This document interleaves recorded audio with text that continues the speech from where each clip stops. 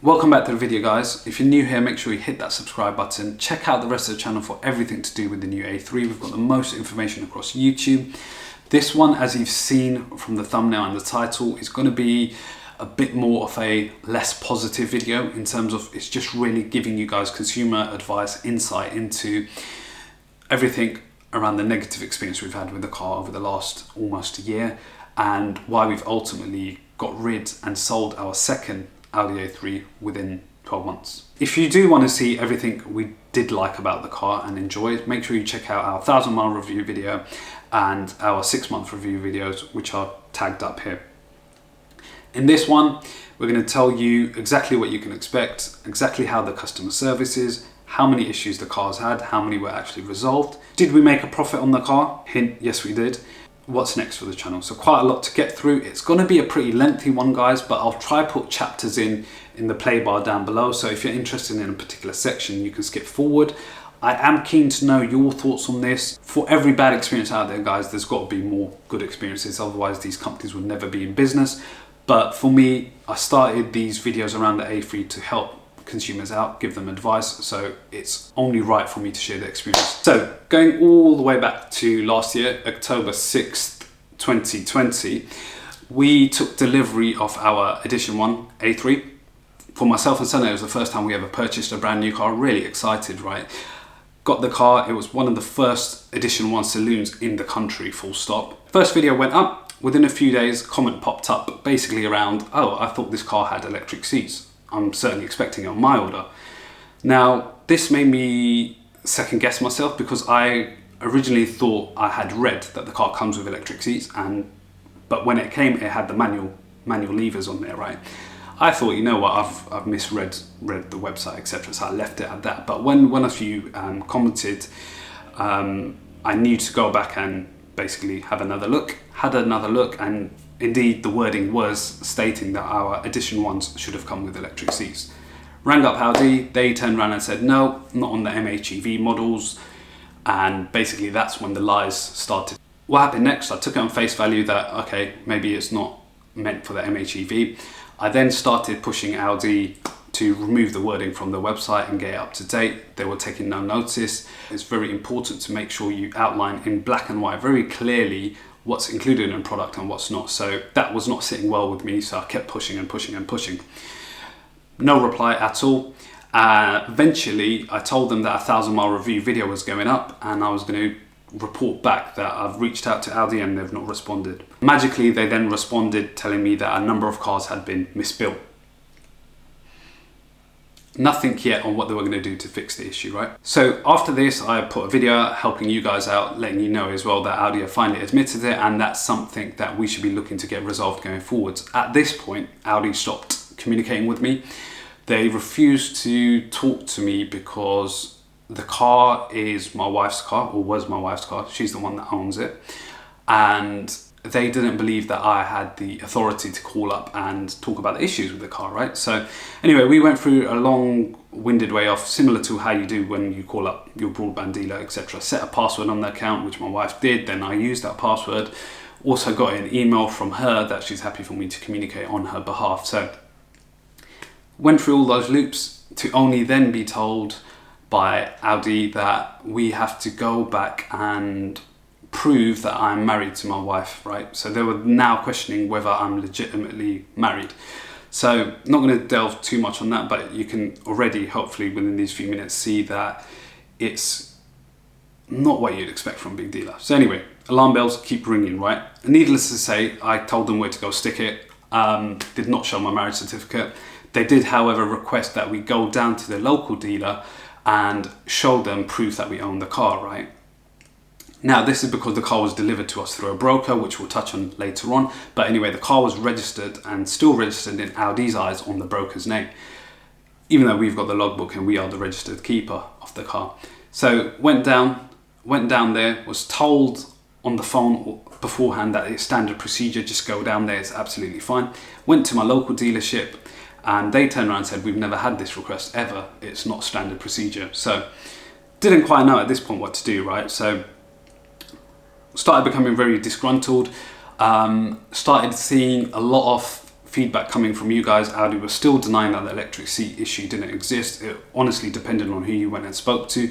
And then because of the way the legal contracts work, our contract's technically with our broker, who then placed the order through Audi, right? So everything we have to do, contractual wise or commercial wise, has to go through our broker. So the broker told us that the dealer has come back and said Audi are giving £250 compensation for the lack of electric seats. We then told our broker, come collect the car, we don't want it, it's not sold as seen. Tell us what the next steps are. Do we have to officially go through and reject the car because we're willing to do that? The broker, credit to them now, absolutely came through, fought our corner, and within about an hour and a half, picked the phone back up, got on the phone to me and said, yep, don't worry, we're going to replace your car and get you a like for like. At this point in time, is there any options you missed off that you would like to replace, right? Nope. So we went with the exact like for like order. Whilst the car was scheduled to be built, the Vorsprung version came out and we switched our order and paid the difference for that. So that's how we came around and ended up with a Vorsprung. So I'm just going to highlight at this point that up to this point, I was really happy because marriage certificate, all of that kerfuffle aside, telling lies about their seats, I was happy with the way the broker had come through for me and obviously pulled some weight, right, in that dealership's decision on whether or not to replace our car. So I was genuinely happy. Fast forward now, March 2021, we received the new car. So we gave them back a pristine edition one, less than 2,000 miles, gave that back to them, technically sold it back to them, and then took delivery of the Vorsprung. What I will say, anyone now looking to receive the car, pay attention, make sure you go over it with a fine tooth comb. When we received the car, it was washed as you'd expect, but fortunately my wife spotted a lot of scratches on the piano black trims. So it clearly looked like somebody with a wedding ring or something similar got a microfiber and while they're scrubbing the car ended up scratching all the panels, right? And there's a few other odd bits of scratches, etc. So I managed to get the delivery driver to record that on his system, took pictures and fired it off within 15 minutes of taking delivery for the car. Now, in hindsight, what I should have probably done is refused. I know this sounds excessive, but refused to take the car over some minor scratches, right? Now, what happened next was I sent the email off to the broker, because again, that's who my contract lies with, told them that I've spotted these, everything's recorded, what's going to be done. I magically get a phone call from the dealer, who, remember, has not spoken to me now since the day that they asked us for the marriage certificate. So all communication broke down with the dealer at that point, direct anyway. Basically calls up, says, I can't believe they've done this, I could kill them, etc, etc. And what happens is he then says, do you mind taking it to a local body shop and getting it fixed? Because I can't send the delivery driver back because you'll be without a car. Okay, I'm not the one who scratched the car. Why should we take responsibility of taking it to another body shop who could potentially cause more damage, and then all of a sudden Audi can wipe their hands with it, right? So what I pushed for was, no, you solve it in-house, come take the car, give us a courtesy car back. At this point, it was convenient enough for them to fall behind, oh, it's COVID, we don't do courtesy cars, even though the rest of the dealerships do, even my local Audi dealership do, right? So, but anyway, I left it at that and said, can you help sort this out? So at this point, they basically turned around and said, it's on me to call my local dealership and try get it booked in with them. So for some strange reason, guys, I done as they requested and I started liaising with my local dealer. I took the car into the dealership. They were able to place the order for the replacement panels, but they would need the original dealer to authorize it, right? Because it's on them to pay for the cost. Again, why am I having to get involved in this? Because it's Audi, they should be able to talk to each other and get this stuff sorted out. But anyway, so I was told when your originating dealer up north agrees to this and authorizes it, we'll order the parts in and get it done, right? Guys, now literally weeks and weeks went by, if not months, a couple of months went by. No communication. Every time I chase it, I chase my local dealer. They, believe me, I probably called them, like, I've lost count how many times I called them, promised that such person would call me back. Never, ever, ever happened. It was just me constantly phoning. Now, when you've paid an equivalent for a £40,000 car, you don't expect to be treated like this, right? Especially when they've delivered you the car with issues. At this point, the car started having more and more warning issues. It started looking likely that there was supposed to be a reverse camera on the car, but Audi being Audi just forgot to do it just because somebody forgot to press a few buttons here and there, right? So that was niggling away at the back of my mind. And basically, I don't know how to best say this. It's, you know, when you buy something and you're just not happy with it, you don't know why, but basically these experiences were just adding to that, and there was just something about it where, like, to be honest, we never ever put our private number plate on the car because we just had a gut feel the car wouldn't be here long term, right? We'd lost confidence by this point. So I'd basically, the issues on this were worse than the car we had before, so I'd now triggered off a rejection notice. The first comeback was, well, there's a software update out, you should go through and get that looked at. I rang my local dealer, found out exactly what that software update included. Nothing to do with any of the issues I was experiencing, nothing to do with the SOS light, nothing to do with the MMI resetting, which ironically, guys, as a community, we've managed to find out workarounds. So again, I've got videos. If you are experiencing those, make sure you go check them out up there by clicking on the pop-up banner.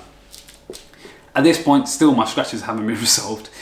I've got a car now that's rebooting however many times it wants. Every time I've got somebody in the car with me, it's starting to get really embarrassing. So now the update they've told me to apply didn't work. I actually went in, still got the update done, still didn't work. The refusing rejection over the car to say, no, you can't reject it over warning lights. You have to wait and get that fixed under your warranty, right? So that to me rings strange, just simply because why is it okay for you to sell us a car with issues and basically just expect that, yeah, we'll just sit here and wait for you to fix it? It's now been almost a year since I first put out that 1,000-mile review video. They've not fixed any of those issues, guys. I'm still getting them. I was still getting them till the day that I sold the car. So basically, at this point, I escalated it up to Audi UK and said, what can you do to help, right? Audi UK, I'm not sure what their purposes is. Any of you know what the purpose of them are?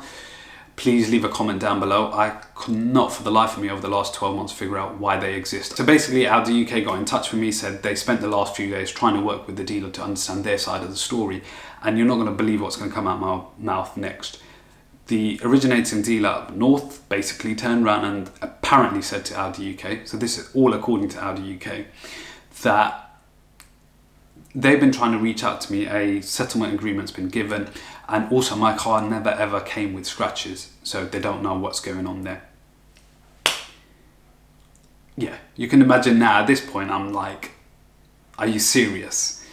So more lies, and I'm just so happy that I took the pictures on delivery day. I put everything in writing. Guys, if you're watching this, anytime you deal with Audi or any other manufacturer for that matter, put everything in writing. They will go back on their word and try to get away with every little thing that they can.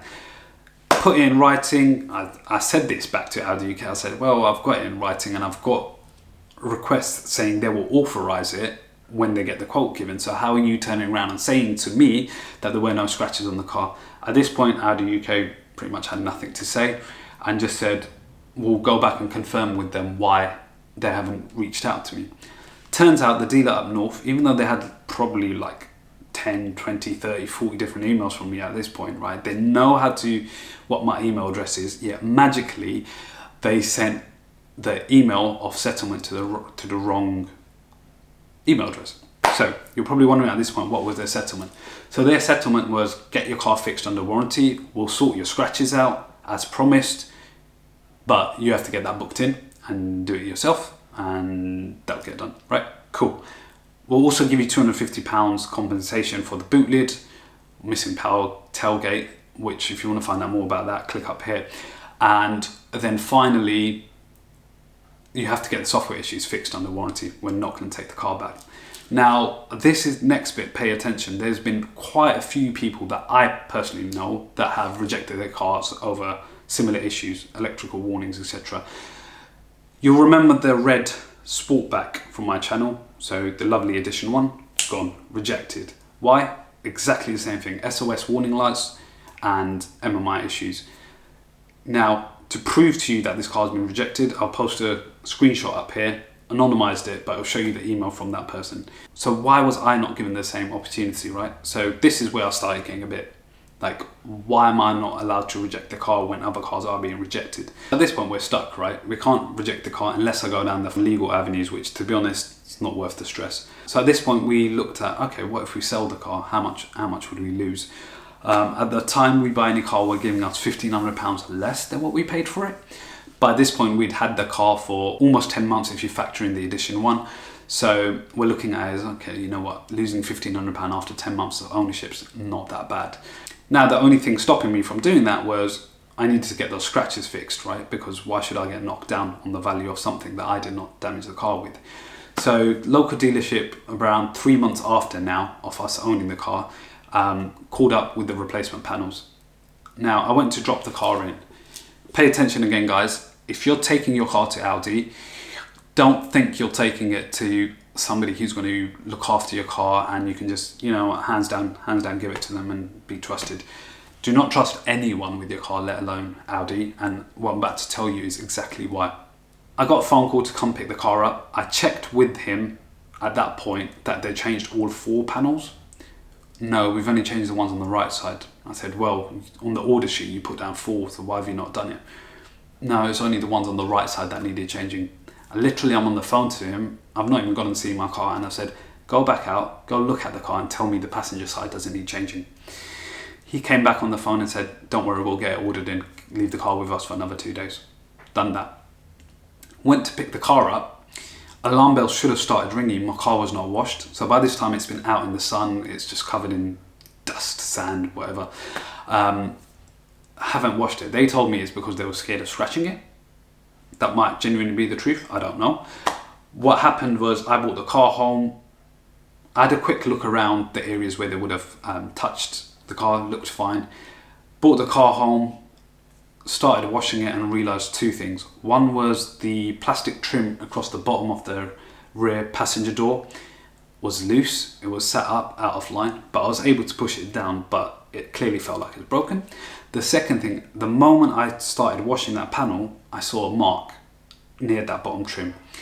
That mark was not there before. That mark has happened as a direct result of somebody not even using the proper tools, guys. If you're using plastic trim removal tools, there's no way my door would have got marked like that. But anyway, there was a small mark. And I know you're probably thinking, geez, it's such a small mark, don't worry about it. Guys, there's the principle behind it. You give your car to Audi, you give them so much money to look after your car, you don't expect a bunch of cowboys to be working on it, right? So, I don't know.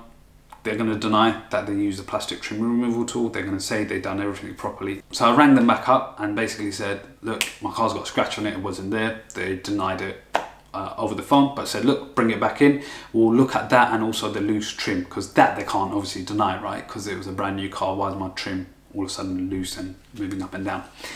Took the car back into them. More time off work again for fixing stuff that Audi keep doing wrong. Took the car back into them, and then basically they said, yep, we don't go that granular on our checks when we give you the car back. So we went around, marked it, no marks. We don't look at every single thing that could have been there before. I said to them, there's no way it's there before. You can look at the mark, guys. It's clearly something slipped and it's gone like almost at an angle, 45-degree angle down, yeah. Told them that I need it fixed, and they said, look, out of goodwill. Now this is where it really started annoying me, because I was like, what goodwill? You're the ones that damaged it, right? So out of goodwill, they tried to polish it. Done it, nothing, mark's still there, right? At this point, I started saying, right, what happens in this situation? Surely you've had this happen to you before. And they said, oh, well, sir, because it's such a small mark, it could have been there before. We can't reasonably be expected to fix it. So I said, in this situation, is it my word against theirs? And they said, yeah. So I said, right, can I speak to your management about it? Got the management out, spoke to them about it. They basically said the same thing and said, yeah, that could have been there before. We're not liable to fix it.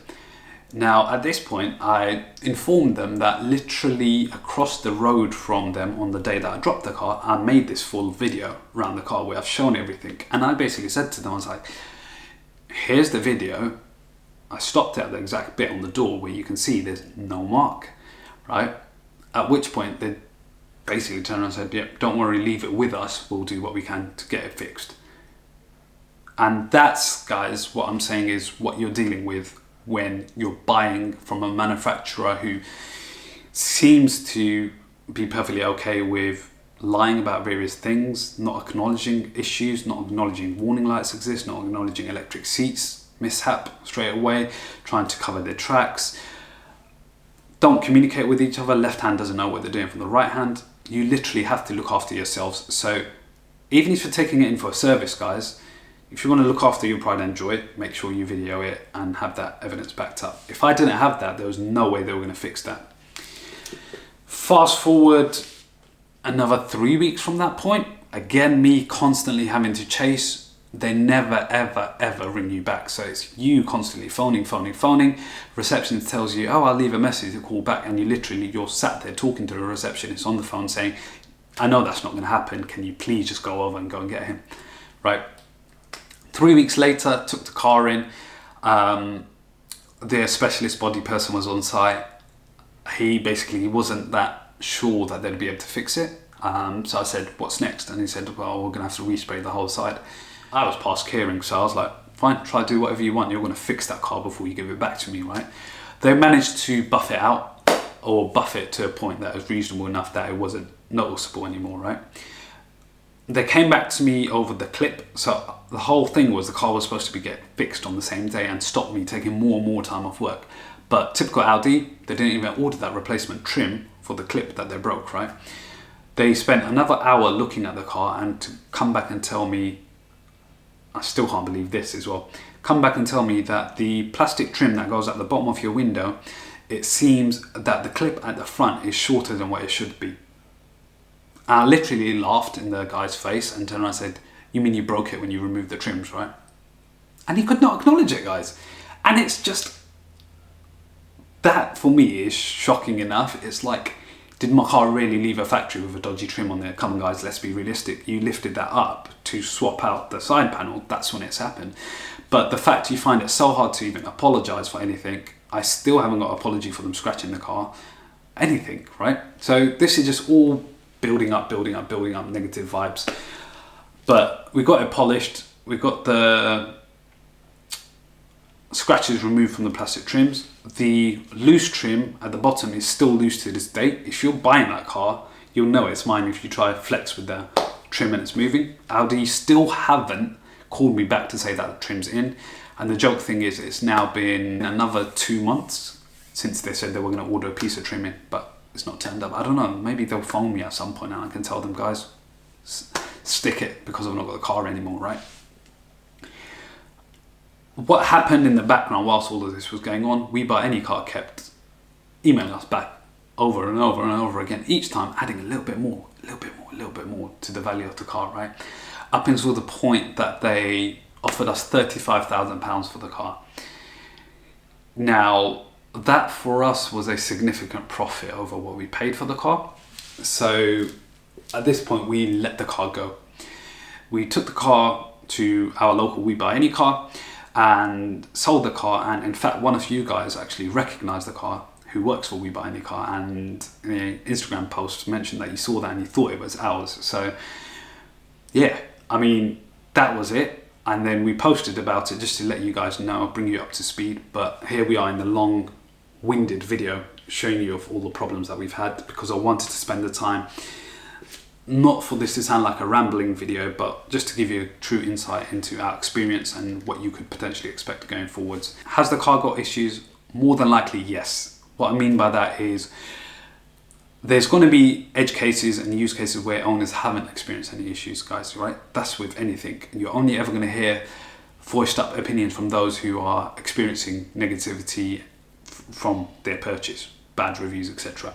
What I would say is, since all the way back almost 12 months ago when I first purchased the car to now where there's thousands of these on the road, even just looking at my subscriber base, go on the Audi Sport forums, go on the Audi Facebook groups, there's a lot of us facing these problems and we're not any step closer to getting these fixed, right? So we had shockingly bad customer service. The car hasn't been fixed in over a year and we paid quite a lot of good money for the car, so it just wasn't living up to what we would expect from a brand new car purchase. So we sold the car. Now what we'll touch on is some of the questions that were asked when we first put the post up about selling the car, and we'll also talk about what's next. First things first, did we make a profit on the car? Yes. How? We bought the car under a emergency services discount scheme for around £32,000. I'll put the correct price up here. And the We Buy Any Car price was 35,000 and something. Again, I'll put the price up here. So by the time you just subtract the price We Buy Any Car gave us, remove the admin fee and how much we paid for the car, you can see we were left with quite a tidy profit. So I've then added to this profit by looking at the road tax refunds we were given. So we were given a road tax refund on the edition 1, which we only had for a few months. So we had 6 months back then, and also a 6-month refund on this car as well. So I'm adding that back in to the final price. We were then also given £250 compensation for the power tailgate. So again, I'll put that in. So you can quite see there, financially, it made sense. We've had a car for almost a year, not lost any money on it, but actually made money on it. Was it an easy decision? Not if you look at the car by itself. We still like the car to this day, but packaging it in with all of the negativity and the negative customer experience we had and the failure to still fix issues a year later, it made it a lot easier decision to just kind of realize that's not the experience you sign up for when you pay so much money for a car. So next question, will you be buying an RS3 next? No, but I don't want you to unsubscribe simply thinking we're done with the Audi videos. I've got quite a lot of backlog of things that I had filmed, just not got around to editing. So we've got a manual versus auto comparison. We've also got a dash cam install video. We will potentially at some point be having an RS3 video, just because I want to share that experience with you guys along with all the remaining Audi influencer days. There's no point in me having filmed all of that stuff and not sharing it with you guys. So I'm going to do that. So yeah, I genuinely hope if we've helped you over the last 12 months or so, you'll stick around and help support us going forwards. What's next? What car are we getting next? So we've got our eye on a few, and to be honest, it won't be brand new, just simply because having taken a step back, looking at the price we paid for it, what else you can buy, it's quite a lot out there. And simply brand new, the wait times are absolutely ridiculous now, so that's just not going to happen. Whether you're going to see it on YouTube or not, I doubt it. That's Sana's decision. It's going to be her car, as was this, but I think we're going to keep it off YouTube. Which now leads me on to where we're going to be going next. So I'm going to be taking a bit of a step back and concentrating more on some of the fun learning aspects of what I want to be doing. So the last two initials of CRD, guys, stands for Racing Development. That's actually what I wanted to be doing right from the get-go. We're going to be trying to get back a bit more towards that. So again, hopefully you don't unsubscribe and you'll be interested just to see what we get up to in the future. But guys, that's it. Thank you to each and every one of you that stayed on till the end. Leave a comment down below whether you would have done a similar thing had you gone through the same experience. And more importantly, has this helped you make your mind up? I just really want it to be, if you're looking to buy the car, buy it with your eyes open, know what you're getting yourselves into. Like I said, I still struggle, I still feel the car's nice. I still think it's fantastic and one of the best looking cars out there. But I'm really frustrated that after a year, they've still not fixed the issues. And whenever you try to approach them, it's just banging on a closed door, to be honest, guys. So leave it there for now. Make sure you give this one a thumbs up and we'll see you in the next one. Thanks very much for watching, guys.